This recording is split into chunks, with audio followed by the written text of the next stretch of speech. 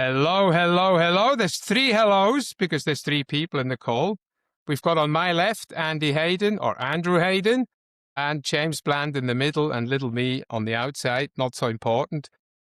I'm glad to say we've been organizing this for a few weeks. We're talking to a couple of long distance runners, endurance athletes. They know the mountains, they know the roads, they know the marathons, but we want to know, what is the recovery advantage? So this is the idea of today's podcast. So welcome, Andy, James. Thanks a lot for coming on. Thank you. Great. Thanks for having us. Looking forward to it. All right, let's get straight into it. James, I know you the least, so I'm interested. What makes you you, mate? Who are you and what makes you you? I was thinking about this. I'm a very chill, relaxed guy, but I think it's come from like adversity throughout the years where I was working in supermarkets through a pandemic, and then I got into long distance ultra running. So being coupled with chaos and then running a few 100-mile races, there's not much that really affects me. So I'm just a chill New Zealander that tries hard and always thinks that effort is effort, and doing hard things is the way to get through it all. And yeah, that's me. Excellent. Thanks a lot. Andy, what makes you you? Yeah, look, I think it probably comes from I was a skinny goalkeeper playing football from the age of 10 up to sort of 18, 20. Took a bit of resilience being in goal in a bad team. So usually getting the blame for things when I was 12 or 14. And look, my dad had a heart attack when I was 21 and I decided to run the London Marathon for charity and sort of never looked back. Wow. Yeah, I remember you, your first marathon, you had an Isostar bottle or an Isostar shirt, Right. which is a big Swiss connection.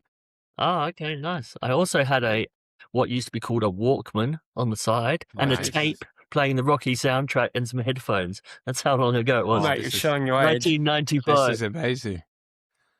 This is amazing because I think Isostar is something that's very famous in Switzerland, all over sports and endurance sports and club sports and, team sports and stuff.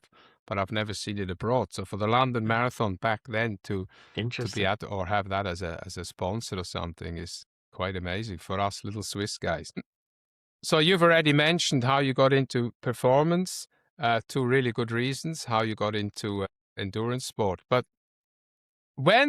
because we're talking about recovery here and we've been running for a long time, when did you guys think recovery might be a little bit of a missing key or a missing element, Andy?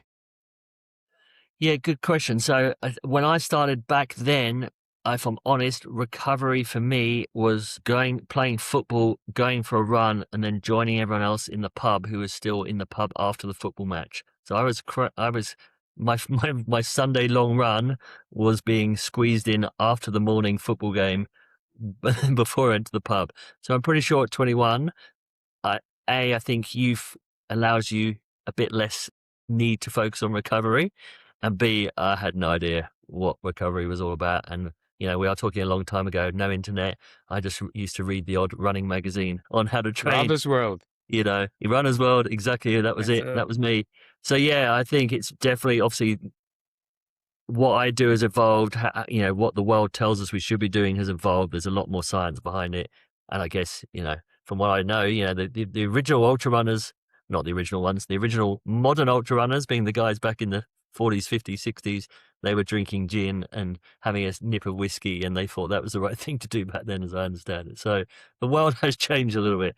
But sorry, that's a long answer. I think for me, to be honest, once I started second, third marathon, I started realizing that actually eating crap food, drinking beer all the time, it doesn't really suit. My first marathon was 4 hours 17. I just got round. I loved it. But when I started third or fourth, I was getting to like 3:20s. You start realizing there's a performance thing here. You actually have to look after yourself. So, I actually think my body started telling me that. I didn't read anything. I just started feeling better, eating healthier. So I actually think my body was pretty clever and started going, you got to start doing something a bit different here and fueling a bit differently. So I hear listening to the body, great. It's like, I think that's where I started as well. Of course, it's not about my recovery here, but yeah, it's like you listen to the body. I changed my whole nutrition around. I mean, obviously my story is totally different to yours.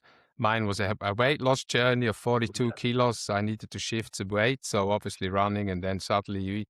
Because you start running, you think, hold on, if I keep eating this, I'm not going to get anywhere, you know? So what about you, James? When did you realize maybe looking after the recovery as an extra element would be quite beneficial?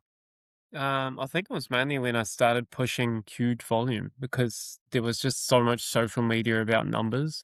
And it was just like 100K weeks aren't good enough anymore. Now it has to be 100-mile weeks. And it was always trying to hit that number. So eventually I was just like, I did it the smart way where I ramped up to that distance kind of thing. But then I just started getting injured and niggles and stupid little things that kind of hurt all the time. And then I had an abductor issue. And it took me out of running for a couple of weeks until one of my friends did a trigger point massage on my leg and it came right. But then I just started foam rolling before every run and then started warming up and then stretching before every run. And then I'd be able to do, I think I peaked out at like 240 kilometers one week. And everyone's like, how are you pushing these numbers? And I'm just like, are you seeing what I'm doing before and after my run? Like half the time, my stretching protocol and everything else I'm doing is longer than the actual run itself. But luckily at the time, I was working part-time. So I had time to be able to do all these things. And it's just taking the time and effort to actually listen to your body and find the things that aren't working and really focusing on problems before they actually become severe issues. And because, if you get injured, you're taking months off, not weeks. And then with age, it's just kept going on. So now I'm stretching a lot more. I'm just really focusing in on little things that when I was young, dumb, and full of fast twitch muscle fibers, we could get away at 22 and just start sprinting and start doing 100-mile weeks and it would be nothing, and have beers on the weekend and go run I remember I was drinking cider one night and the next day I was running a sub 90-minute half marathon the next day for a training run. I was just like, it would be like, it was so simple and so easy. And now I could sniff a beer and be hungover in the morning. So it's just like choosing your battle and really being conscious of the results you're going to get from the decisions you make the day before. So, yeah. Yeah, running is a lifestyle, right? Yeah. Yep. In a way, you know, I mean, that's how I had to do it. And I know a lot of other people do it. I mean, running is not your life, but it becomes a lifestyle of, okay, maybe a bit less of this and a bit more of this. And the other nugget there, you know, you're warming up, cooling down, and all the stretches and mobility. You know, good runners or great runners are made when no one's watching, you know, because that's not on Strava. That won't be on the training platform, whatever you use, you know. So very, very important. So you run with other runners. James, I'll hit you up first. What's the biggest mistake runners make? Not just the ones we've made in the past, but now. What's the biggest mistake runners can make or athletes can make in terms of recovery and nutrition? Yeah, I think it's getting caught up in what everyone else is doing. Because there is so much videos and so many products out there and so much branding behind it. And people say you need to take 120 grams an hour and you need to do this, or like 120 grams of carbs an hour and you need to do this and do that. And I think everyone just needs to figure out what works for them. And it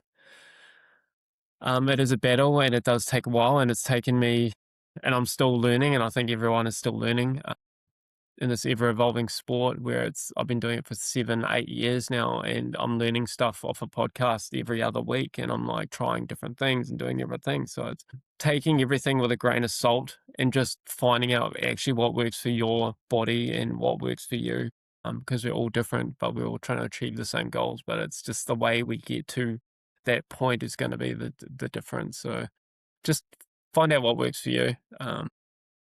Good point. Just before I hand the same question over to Andy, I mean, if you've ever heard of the Strides and Vibes podcast, there's a hell of a lot of good information on there. We're unbiased, we're unsponsored, you know, we just love good stuff and good recovery. Andy, what do you think are the dangers out there for too many runners, or too many dangers that they believe in things? It's the same answer, to be honest. And just some anecdotes from me is that, you know, I run with a bunch of guys in the city at lunchtime. And, you know, this is 10 years ago. I started realizing that, you know, the Monday recovery run was not the right pace for me. Yeah, I'd got into ultra marathons. I'd done a 60K run on a Sunday. Some of these guys hadn't run. And it's like, we're all in and around the same sort of training pace in a way, but actually my Monday needed to look different to them. And I would go out and run with them because it's social. I want to catch up. But yeah, one person's leading the pace. It was not recovery for me. So I had to stop going, or I did, there's blocks of the year when I just wouldn't join them and I'd go and run on my own because it's not the right pace. So there's stuff like that. And I think just what James said, there is so much information out there. It sounds like James is very lucky and has trained like a pro for some years, especially when he's working part-time. But most of the guys I train with work full-time. And I think be careful trying to do what pros do. They get to sleep at lunchtime. They get to have a rub down every day. They have a physio on hand. I don't have any of that. I can't train like them. I can't assume that my body and my recovery and the amount of hours I work are going to allow me to do all those same things. So just, you got to be a bit careful. Obviously we can take tips. We can certainly learn a lot off the best, but we have different lifestyles. And especially when you're throwing kids into the mix and travel and just all these other things. So I think just be wary, and working out what works for you. I mean, every answer from both of you up to now have been kind of, you need to be mindful of where you are at. You have to be in that moment where you are. Your life is no one else's life, I mean, this is how I don't sell my coaching as such, but this is how my value proposition to someone who says, why should I get a coach? I says, because it's about you and no one else. There's no comparison, no judgment, no nothing. And every answer from both of you up to now have been exactly down that avenue where it's, mate, this works for me. This won't work for me. Monday is my recovery day. Nobody says recovery day means lying on the couch. Recovery means something completely different for someone else. My recovery Monday looks completely different now than it looked 2 or 3 years ago. 2 or 3 years ago, I did nothing on recovery day. Now I squeeze in the stuff I can't do. So your upper body gets a bit looked after. There might be a cold plunge here. In the evening, I might get a sauna or something like that, whatever that is, So that's great advice. For people who are watching this podcast, you can see there's a few purple things knocking around. So I would really like to just not digress, but move along. We're talking about recovery. We've just spoken about there's a lot of noise out there, people, right? And I am not an evangelist of what works, what doesn't work. Everybody who knows me knows I look as the natural nutrition first before I go into something too snazzy and fancy. Currents, obviously something we're all three connected with in one way, shape or other. I've been using them since 2019. So let's give them a shout. Andy? Yep. Yeah. What part of the recovery or where does Currents come in terms of recovery and performance for you? Yeah, absolutely. So I was sort of given a heads up and put onto them back in 2017. So, nearly 10 years ago now. But yeah, I didn't feel I was missing anything. You don't know what you're missing, right? But somebody said, give these a try, introduced me to the guys, bought a few to try it first. And yeah, it was pretty instant for me. I'm not a nutritionist, I'm not an expert. I did a bit of research and it's, there's black currants, there's tart cherry juice, there's beetroot. There are a few products that do the same sort of thing, but these were super powerful and very convenient, et cetera, et cetera. I just noticed it straight away. And I tried to, I tried them and I came off them and I did weeks on them and weeks off them. And I really noticed, and there may have been a bit of a placebo in terms of, not taking them. But I generally, when I ran out and went back off them and then went back on them and back off them a few times, I just really noticed the difference. So, and for me, it was absolute. I can't put my finger on the performance aspects. There should be a performance aspect to it. And we can get technical into terms of how that works. But the DOMs after a marathon or after a race or a big race or an ultra or just a really heavy training session, it was so noticeable. It really did. So that was and we're all different and maybe people react differently, but I just was instantly, impressed by the lack of DOMs in my quads, particularly, which were the bits that used to fatigue the worst for me.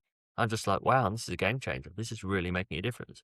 So yeah, that was the short of it for me. So, yeah. Thanks, Andy. And obviously for people out there as well, I've been using it not quite as long, but Andy has been kind of my go-to guy. I've texted him a few times and says, when do you exactly and how would you suggest? Right, and then, okay. You came up with the idea during a longer race, have them every 4 or 6 hours. Yeah. Don't just think salt tablets, also think this. I'm like, makes total sense. What currents are made of and what they do in a couple of minutes, people. I just want to hear, we all want to hear from James how he got onto the magic pills. So for me, it was Tarawera 100-mile race. It's my annual 100-mile race in New Zealand around the lakes of Rotorua. And they had a stand there one year. And then I went up and said, what's this? What's going on? I've seen a few people use them. A few people I follow online overseas. And they're like, hey, give it a shot, see what happens, see if you notice any difference. And then I was one of these guys that ran in the morning and then lifted in the afternoon, then ran again and did the same thing on repeat for essentially 5 or 6 years. And I've really noticed it is the thing with the DOMs where you can't really put it, because we're all doing so much stuff. And if we're sauning and cold plunging and we're eating the right food and we're taking the right amount of magnesium and D3 and this or that, but what is the one thing that really puts endurance to the next level when I take it is the next day I'm not sore.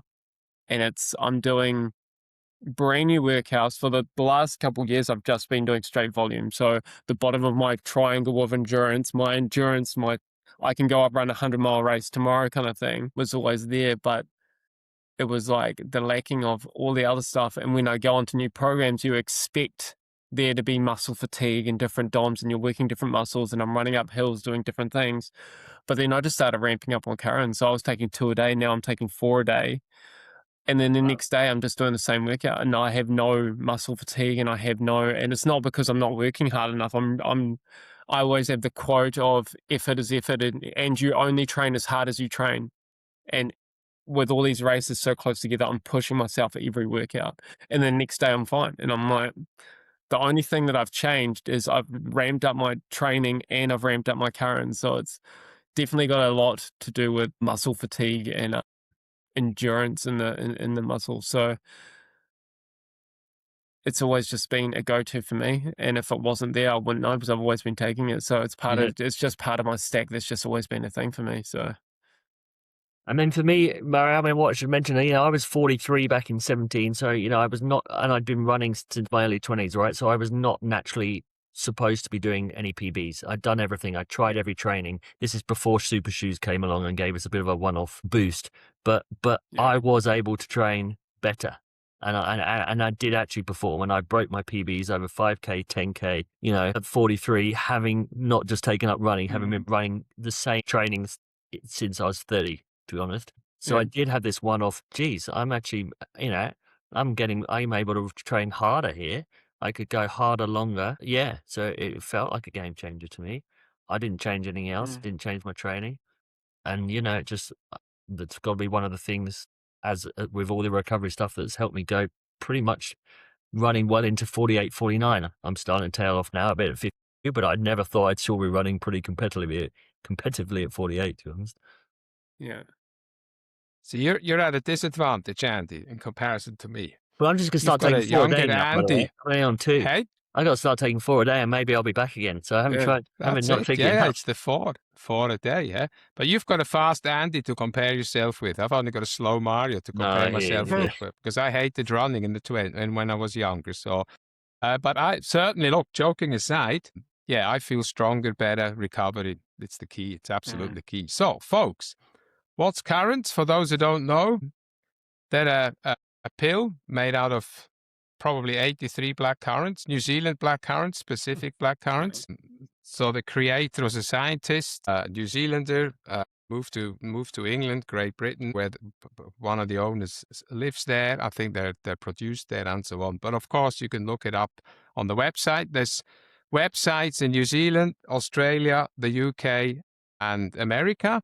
And all the research papers are on the American website. So I'll link all these 4 websites on the show notes anyway. Yeah. So thanks for giving us an insight into these magic pills. I couldn't agree more. Definitely for me also has been a game changer. The thing is now, right? I'm just veering off a little bit. It's all about little 1%ers, and I'm a big fan of these 2 words, like many people know. I mean, the question of how well you can recover with all the life stresses that go on. If you don't have an understanding of how your body operates, you have no chance because we're under stress constantly. A little bit of stress is obviously okay. So how do you see that, James? Stress is there. It doesn't matter if it's the training stress, kids stress, whatever it is, right? We need to find the quality time to recover properly with the right tools. Yeah. I think for me, running was that thing, and it always has been that thing that alleviates a lot of stress from work and life and everything around you, because there could be physical stress, but the mental stress could also be a lot higher. And I think it's something that gets overlooked in males quite a lot as well, is mental health, men's mental health and everything. And there's a lot of stress behind that, and not having an avenue to alleviate that is a huge problem. And luckily, I just found running, and it became a certain goal of mine. And it was 100K weeks and 100-mile weeks, but it was always something that was kind of there. And being able to pretty consistently, through avenues of being able to just run for ages, and then having the right channels behind me, helping me out with recovery and stuff as well, which really helped. But it's just having an outlet and trying to find that thing that makes you you. What is your why? And always having a goal to strive towards that. And luckily, I found that with running, and that was my why. And I had it's a cool memory for me. I had one of my employers back in the day say, "You can't go all in on running," and I'm like, "But that's my thing. That's the thing that." Everything I do in life has been funneled into this one project, and I don't know if it's a certain mental thing with me, but it's something I need to focus on and always push towards. And if I don't have that mental thing, and she had her career and she had her life and her kids and her family, but I don't have that. I have this, and I want to push this, and this is my goal. So I always push stress into an avenue to push towards something else. So it was always kind of worth it, and it was always a thing that helped motivate me towards a thing. And I know it gets hard sometimes where you can't find the motivation, but it's always trying to find that goal and trying to push towards something special that kind of makes you the person you are. Yeah. Motivation is an emotion, James. Yeah. So we always, I always mention that to a lot of people. If you run on motivation, you just go to the gym on the 3rd of January every year, and then that's Yeah. motivation. And then you go back in on the 11th of January, there's your motivation gone. Yeah. And then you can go back to the gym because it's bloody empty. So that's just my take on motivation. Yeah. The why is where we get driven. I mean, we all struggle in the morning. We're going into winter now. Yeah. What's Australian winter? It's still dark in the morning. Yeah, we need a bit of a kick up the backside. So what's your take, Andy, on the stress situation? How do you handle it? Family, job. I know you've got a high-flying job. You run as many miles as you can, of course, per week. What's your take? Yeah, I mean, a few angles. And look, all of the same stuff as James, to be honest. Purpose is 100% part of it. But for me, I guess I'm so used to people saying to me, I don't know how you find the time to do it. And I sort of always go back, well, no, I choose to find the time to do it. And that's a different thing. So there's always time, right? There's times when it's only 20 minutes, it's only squeezing it in whilst on a call. It's pushing a 2-year-old baby in a pram, but getting out and doing it. So there is 24 hours in a day. We all have the same number of hours in a day. I choose to not go out drinking like I used to. I choose to miss out on other things. But I just, since as long as I can remember, I prioritize my daily fix of running where I could. If I'm traveling with work and there's a hotel with a treadmill, but I've always got a pair of running shoes in my backpack. I was at a conference the last 2 days, still managed to get a run in. What did it mean? It means I had to get up earlier. I had to go to bed a bit earlier, ideally, but I find time. So I just think, there's people who choose not to prioritize it. That's fine. But don't tell me you haven't got time to do it, because there's time. You just have to give up on something else. It might be alcohol. It might be dinners. But, I'm very used to going to birthday parties and, I'm happily out in a bar till 2 a.m, having not touched a drop of alcohol. I'm still dancing. I'm having as much fun as everyone else, and I'm feeling better for it in the morning, to many people's surprise. But, it gives us our energy. It is a stress release. I guess the tough bit for me is that point where you're getting stressed because you're not training, because something does get in the way, and that's something you've got to learn to live with as well. And we've got, I think, as you get a bit more mature of your running, you realize half the battle is getting to the start line of a race, having done whatever the number is, 80% of training, 90% of the training, not getting stressed because you missed one day, because actually if you've done 4 consistent weeks, that one day doesn't kill you. We learn that, right? And we tweak things and go, okay, I had a rest day then. I'll do a bit more on Friday, which was going to be my rest day. So sorry, I'm going on a bit there, but I guess it's about No, you're absolutely right. No, these are some dealing with the great stress is nuggets. about adapting. So if I and again, it's all comes back to being organized, right? So I look ahead next week and go, oh geez, Tuesday, Wednesday look horrendous from a work point of view. Maybe I've got to tweak my schedule. I'm gonna have to run in the morning on the Tuesday. And guess what? If you get it done in the morning, nothing can get in the way. Whereas, if I plan to go at lunch and someone sticks a meeting in my diary, or something blows up, or client this, or kids are sick, you might miss out. And if you've left it to the evening, there's more things that can go wrong. So I generally sort of said, I'm going to get up, get a run in before I turn my phone on, and life takes over, and actually it's done, and whatever else needs doing comes later. So there's, it's things like that. Just sets us up for the day. I mean, I love morning runs. I love when I travel. I'm out in a new city. I usually go around the city wherever I am, anywhere in the world, and I choose the restaurant I'm going to go to in the evening if I'm on my own. Exactly. It's wrecking the restaurants. It's wrecking where you're going to meet someone for a coffee. I mean, 100%. Exactly. You can multitask in your runs. You can listen to a podcast. And sorry, the last thing I'll throw in is I actually do my best work out running on my easy runs. I am thinking through problems, and it's not stressful. It's easy thinking. It doesn't spoil my run, but I actually think through life issues and work issues on those easy runs, and with clarity, because you're just in that flow and not looking at emails and other distractions. I mean, I've got 3 businesses that I'm running and getting off the ground, like mushrooms, plus my day job. And you're absolutely right. You go out and it's kind of, you can solve some problems and you can come up with some really good ideas. I mean, others do it in the shower, others do it when they're on the pot. That's also fine. And we do it when we're out and about running. I've only got one little story. I was at an exhibition a few years ago in Italy, and it was Sunday morning, long run day. We all left at 8 in the hotel.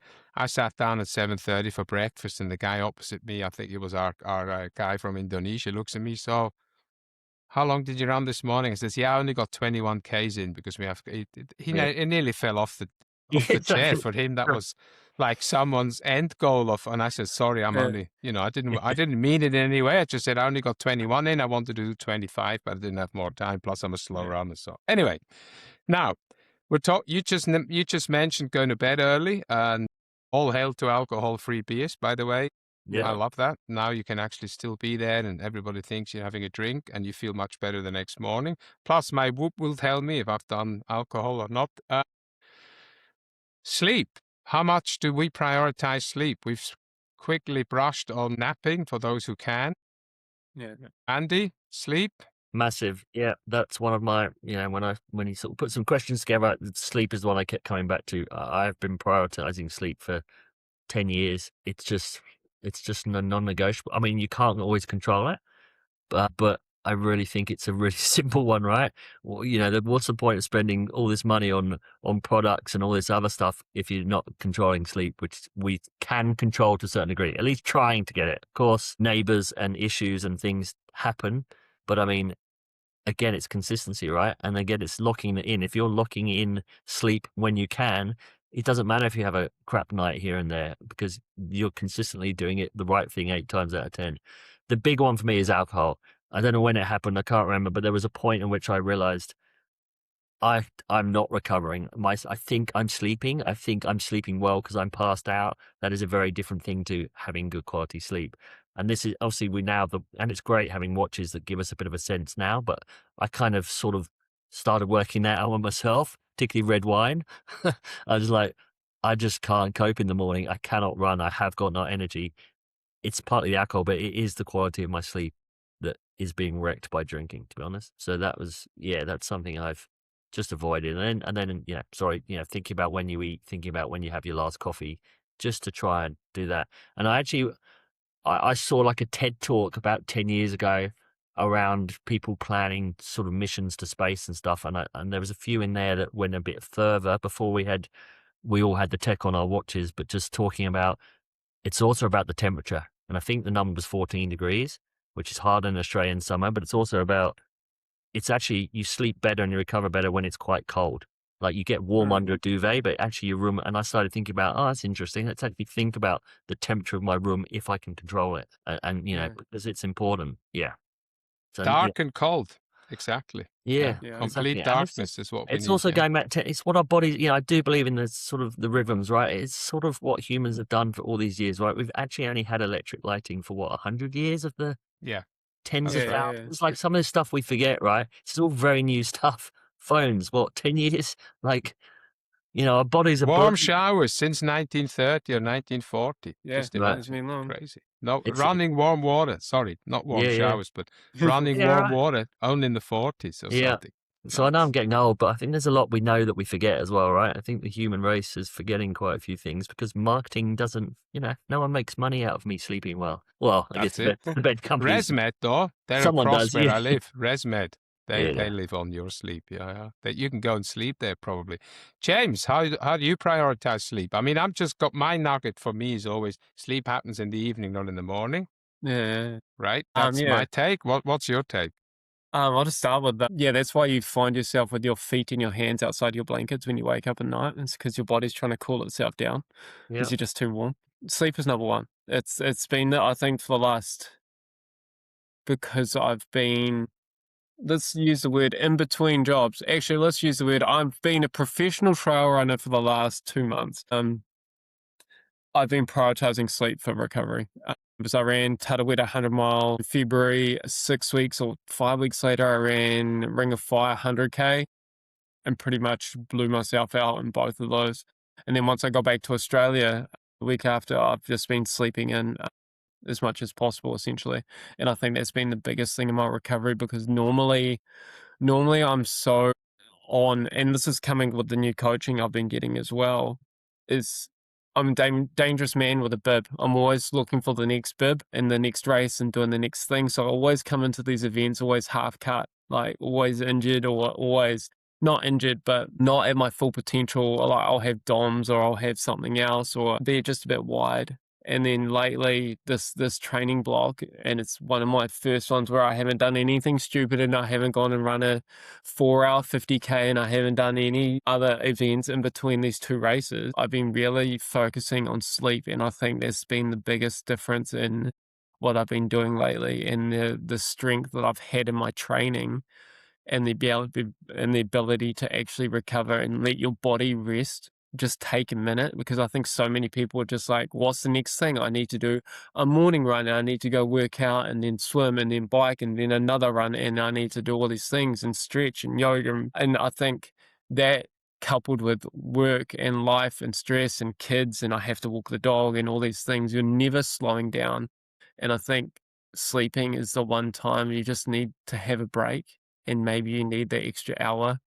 And the advice I've been given all these times is if I'm falling asleep in the middle of the day, there might be a reason for it, and you need just recovery. So if you're falling asleep at 3 o'clock and you need a nap and you just power through it, maybe your body is telling you something and you should be listening to it. And my partner will listen to this and go, yes, finally, he's listening to me for once.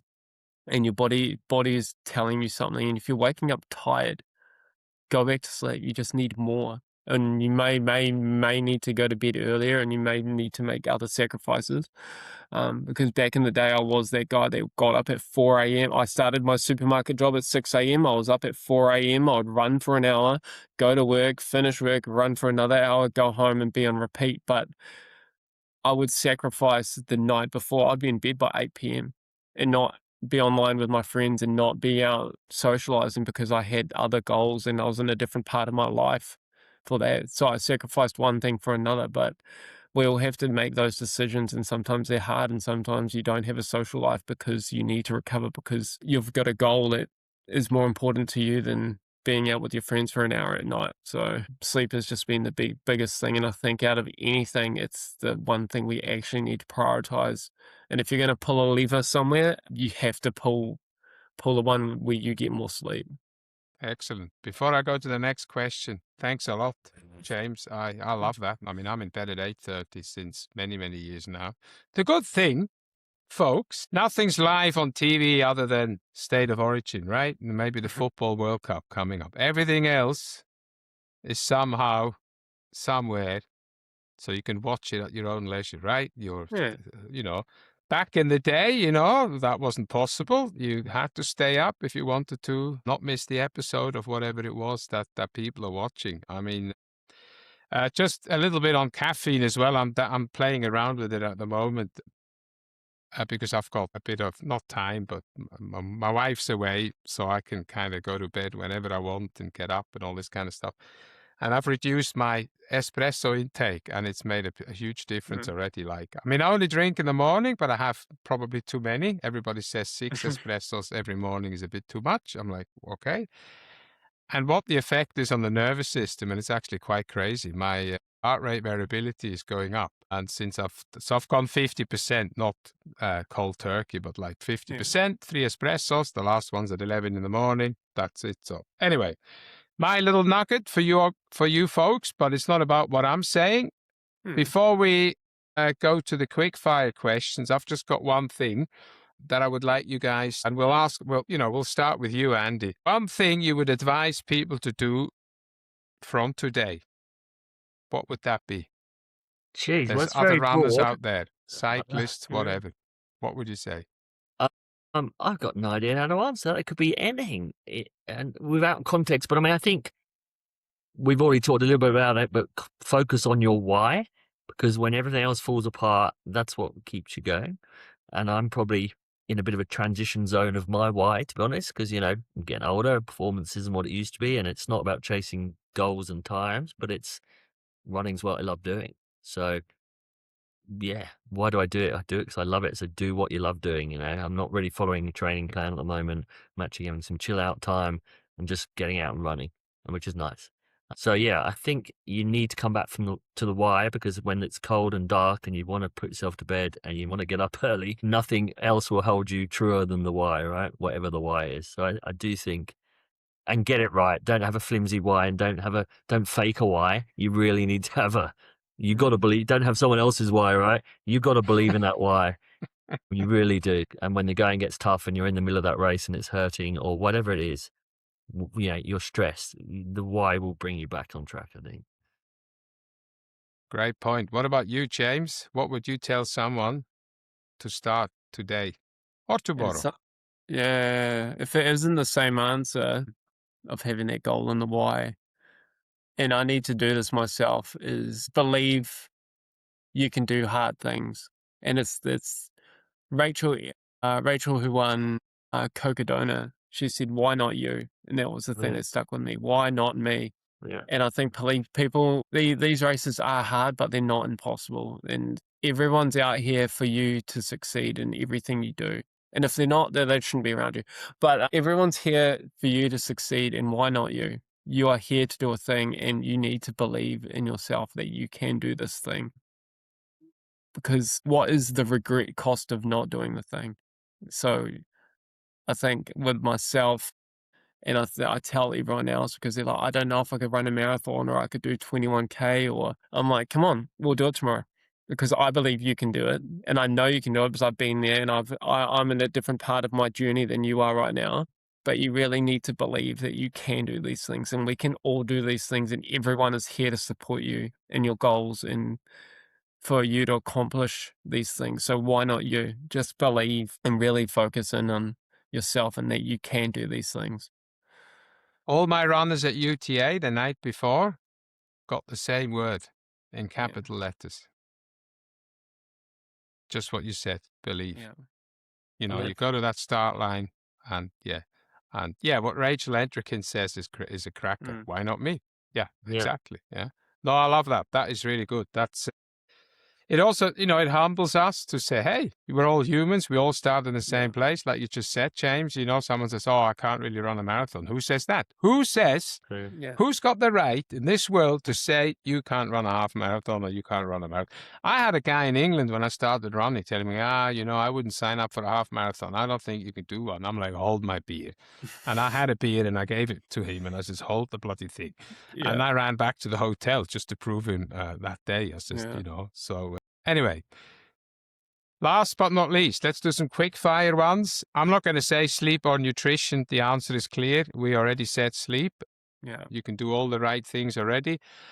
Who's an ice bath guy? Yes or no, Andy? Yes. Not regularly. Should do more. Good. What's the biggest endurance myth? That you can't do it. Yeah. We can all do it, like we just said. That's what we're born. I do think it's what humans were born to do, right? Move long distances over long periods. It's actually what we've done since day one. The myth is that we're supposed to sit in chairs all day. It's not what we were born to do. Every time I talk to a triathlete, they said 2 of your sports were born to do. Yeah. That middle one, There you go. I don't know. The guy in the cave, I've never seen him with the bike. Anyway, that's just. But if it is I wasn't shits and born to giggles swim, buddy. with the triathlon world, you know. I was not born to swim. No, neither. You haven't seen me swim. Neither. All right, last one. Coffee before training?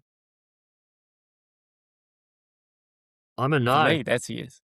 Yeah, for me, that's 100% yes. Yeah, we need Andy, to talk you caffeine. too? We need to talk more caffeine. I think I'm a very low. I don't feel the benefit from caffeine, interestingly. I love drinking it sociably. I drink it, but I actually feel like I don't get a caffeine benefit, and I've played around with it. I've just always had if that's low or high tolerance, whichever way around that is, I don't feel like I see the benefit. It's interesting. That's very interesting. Yeah. I had I mean, yeah, for me, caffeine keeps me awake, but there's no real, I don't feel a buzz, and I don't feel, You know? and I've heard other runners, and they're like, at 2 a.m, I'm going to start my caffeine for UTMB because it's going to carry me through the night, and it's going to do these things. I'm like, why don't we just, I could take 60 milligrams an hour every hour for the entire race, and it would keep me awake, but I wouldn't feel a positive benefit. I would just know I'm awake. Yeah, interesting. Yeah, I mean, think I'd love to that's a delve into good that point. more because I haven't done any research on it and things change, right? I'd like to have another look back on caffeine. I do take caffeine. I mean, don't get me wrong, but I just don't feel I get that much from it. But I still choose it. I mean, it tastes great, right? No, don't. I mean, I'm just purely from a performance point of view in terms of caffeine gels versus non-caffeine gels. I've played around in marathons and things, and I haven't actually noticed a difference. But 100% use it on a overnight race to, just to try everything, right? Even if it's 1%. Do you know, I think if you run a marathon, right, you're running the fastest you should be able to run for 42.2 Ks. Yeah. I wonder if you get an effect from caffeine. That's just me as a non-scientist. But like you just said, the night. So UTMB is a good example, 6 p.m. start. You're going through 2 nights if you're a mere mortal, right? You went into the second night. I ran a race last year. The Elephant Trail starts at 7 p.m. So my ability level, 37 hours out there, 2 nights, 2 full nights. Night 1, caffeine can help. From my little bit of research. Night 2, food is the key to stay awake, apparently. Yeah. So if your nutrition is on par, you can hammer as much caffeine without the nutrition, the food, the real food going in. You can have as much caffeine, it'll still break your race. So, because caffeine is not nutrition, right? Yeah. So anyway, that's just my 2 cents worth. Before I say a huge thank you to both of you, Andy and James, to come on. It was an absolute pleasure meeting you today, James. So for everybody listening in, James and I have never met. It's hopefully not the last time we see each other, or I'll be following you a little bit more closely. You are a bit of a gun. People in the ultra trail and also road ultra in Australia know of Andy Hayden a lot. One of his favorite races opens at 9 a.m. on Monday. So we'll see if his Akubra goes in the ring. Mine is not going in, so I'm giving that spot away to someone. Yeah. I have other things to do. Guys, thank you so much. It's an absolute pleasure talking to you guys and learning a lot. So, folks, this is a cracker. Signing out. Thank you. Vibing out. Cheers, guys. Ta-da.